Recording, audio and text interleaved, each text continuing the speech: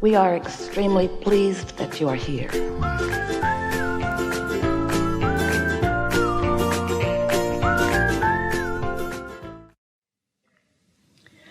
Good morning. Good morning. We are extremely pleased that you are here. It is good to come together for the purpose of co-creating. Do you agree? Yes. Do you feel clear about what you are wanting from this day? Yes. To receive and to give to it? Are you enjoying your own focus? Are you enjoying how life comes to you? Sometimes you say at you. Life comes to you in response to your vibrational point of attraction, and from that new determinations are made by you, yes? Are you enjoying how your focused desire keeps happening to you? Do you feel like you are getting pretty good at focusing in the direction of your desire? That's really good. That really is the key to deliberate creation. It's the key to living a happy life, is to be focused in the direction of your desire. We're going to put that into a new term here. At least it's a phrase we haven't offered to you before. And it's the power of non-resisted desire. Oh, the power of non-resisted desire. Someday you'll get some of that. Teasing you a little bit, but mostly you don't have non-resisted or unresisted desire. You have desires that you resist with beliefs. In other words, I want more money, but where I stand right now financially is so in my face. So I have a desire for more money in an experience of not enough. So would you call that non-resisted desire or resisted desire? I have a desire for an improved relationship with this one or that one, but I have this reality of what the relationship currently is. So does that seem like an unresisted desire, or is it a desire that is sort of muted by reality? So you must be wondering, well, then I guess we're doomed, because reality is sort of obvious. In other words, the phone rings, people drop by. I've got a computer and a smartphone. So it is not a simple thing for you to have non-resisted desire, because reality keeps messing with it. Now, it doesn't need to mess with it. You could get so focused. You could decide in such a powerful way that you're going to be a selective sifter and only focus upon the reality of your life that doesn't resist your desires. But that would require sleeping a lot. Tremendous amounts of meditation and lobotomies. Because life is what it is, and that's a good thing. We are not wanting to make you think that you've got to get so disciplined in your thought that you just stop looking at reality altogether, although we would far rather that you create reality rather than face it. But facing reality is part of creating new reality, because there is a bouncing off place, and that's where you stand. And your current beliefs, you didn't make them up. Life taught them to you. You learned them because you gave attention to things, and the law of attraction matched you up with things that were like them. And so it would feel ridiculous to you to just deny your reality and say that something that is isn't, or something that isn't is, because you are practical in nature, and that serves you sometimes and doesn't serve you sometimes.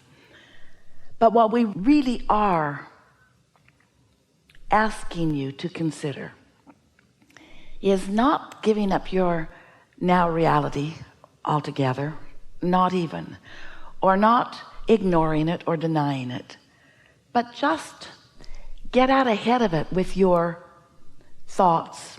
Sometimes do, meaning do some segment intending. I've just got into my automobile and I'm on my way somewhere, and in this segment I want to have a comfortable drive, and I want to meet up with other compatible drivers, and I want to feel happy in my body and in my vehicle, and I want to be rested and ready when I arrive where I'm going. That kind of thing, getting out ahead of it. Because when you're getting out ahead of it, when you're looking forward, you're less likely to be contradicting your own desires. Now, it doesn't mean that just because you're looking toward the future that you're not contradicting desires, because you sort of do that. If you listen to a meal around a table with a few people, and you listen with new ears following this time we are together, you may find yourself a little startled at how much looking back at things to complain about goes on almost everywhere you go. And almost no one knows that that is the defeating element. That is the opposite of discovering the awesome power of non-resisted focus. We've been saying to you for a while, you've been listening to us for a while, we've been saying to you for a while that one who is connected to source energy, we've said it in a few different ways, one who's connected to the stream, one who is in the vortex, one who's tuned in, tapped in, turned on, one who's under the influence of source, all of those things meaning the same thing. One who is connected to source energy is more powerful than millions who are not. That is a non-resisted thought, and we want you to discover for yourself the power of non-resisted thought, because we love you so much you just hardly ever do it. You are so objective with your thoughts. You are so weighing the pros and the cons and the pluses and the minuses. You're so not wanting to hurt someone's feelings who's standing in a belching of complaint, and you don't want to make waves, and it feels weird to you if you've trained your thoughts into optimism when you are talking or living with a pessimist. We know how that is, and we're not asking you to divorce your pessimist. We're really not. We're asking you to discover the power of focus and influence your pessimistic others into alignment with their own source energy. What we really want for you is that you discover your own power, and until you do, then you're sort of sloppy in your creating. You're creating by default, and then you make up stuff about how it works because you innately know that things should be going well for you, and when they're not, then you come to flawed conclusions like it's not fair when it always is, or like you're not blessed when you always are, or like you're not good when you absolutely are, or like you're not deserving when you certainly are, or like somebody else is taking advantage when that cannot be. It's attraction, attraction, attraction, attraction, attraction, attraction. It's attraction. It is attraction. It's attraction. It's attraction. It's attraction. It's only attraction. There is no assertion. Therefore, our yelling does not help. It's attraction. It's only attraction. It's only attraction. And you've got to figure out what your point of attraction is. But here's the thing. You are more than this physical body. You are this physical body, and this physical body matters, and you in this personality that you know as you is an extension of source energy, and that source energy of which you are an extension is alive and current in your experience, and also has a point of attraction. We call that your inner being. You can call it whatever you want to, but you are an extension of it, and that which you are an extension of is pure positive energy. That which you are an extension of is undiluted, non-resistant focus.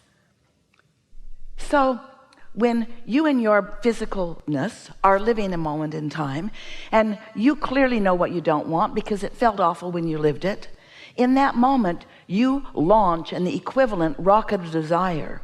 That experience, which was unpleasant to you, was a clarifying moment, and in its clarification you launched a rocket of desire, which this non-physical, undiluted, non-resistant, pure positive energy, powerful part of you received and focused upon.